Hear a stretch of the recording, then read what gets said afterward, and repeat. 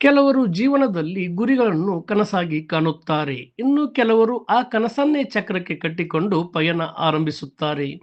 ಅಂತಹ ವಿಭಿನ್ನ ಕನಸುಗಾರರಲ್ಲಿ ಕೇರಳ ಮೂಲದ ಸಾಹಸಿ ಅಲೆನ್ ಜೋಸೆಫ್ ಕೂಡ ಒಬ್ಬರು.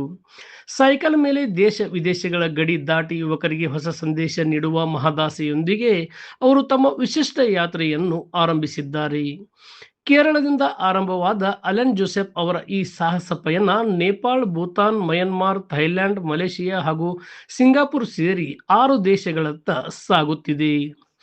ಬೆಳಗಾವಿಯಿಂದ ಕೊಲ್ಲಾಪುರ ಮಾರ್ಗವಾಗಿ ತೆರಳುತ್ತಿದ್ದ NH4 ಹೈವೇಯಲ್ಲಿ ಪ್ರೆಸ್ ಕ್ಲಬ್ ವಾಹಿನಿಯೊಂದಿಗೆ ಮಾತನಾಡಿದ ಅವರು ತಮ್ಮ ಕನಸು, ಉದ್ದೇಶ ಮತ್ತು ಜೀವನದ ಆಸೆಯ ಕುರಿತು ಹೃದಯ ಸ್ಪರ್ಶಿ ಮಾತುಗಳನ್ನು ಹಂಚಿಕೊಂಡರು.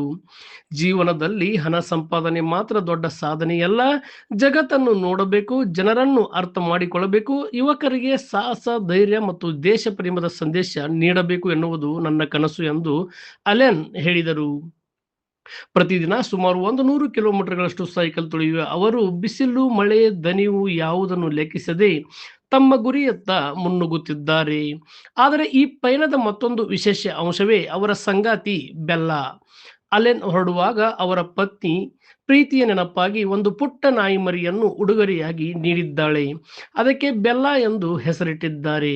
ಈಗ ಆ ಬೆಲ್ಲಾ ಕೂಡ ಅಲೆನ್ ಜೊತೆ ದೇಶ ವಿದೇಶಗಳ ಪಯಣಕ್ಕೆ ಸಂಗಾತಿಯಾಗಿದೆ. ಅಲೆನ್ ಅವರ ಸೈಕಲ್ ನೋಡಿದರೆ ಅದು ಕೇವಲ ವಾಹನ ಅಲ್ಲ, ಅದು ಚಲಿಸುವ ಕನಸುಗಳ ಮನೆ ಎನ್ನುವಂತಿದೆ. ಪುಟ್ಟ ಸೈಕಲ್ ಮೇಲೆ ಅಗತ್ಯ ಲಗೇಜು, ಭಾರತದ ತ್ರಿವರ್ಣ ಧ್ವಜ, ಜೈ ಜವಾನ್ ಜೈ ಕಿಸಾನ್ ಎಂಬ ದೇಶಭಕ್ತಿ ಸಂದೇಶ, ಹಿಂಭಾಗದಲ್ಲಿ ಬೆಲ್ಲಾಗಾಗಿ ವಿಶೇಷ ಪಂಜರ ವ್ಯವಸ್ಥೆ, ಇವೆಲ್ಲ ನೋಡಿದರೆ ಅವರ ಸಾಹಸದ ಅಳತೆ ಅರ್ಥವಾಗುತ್ತದೆ.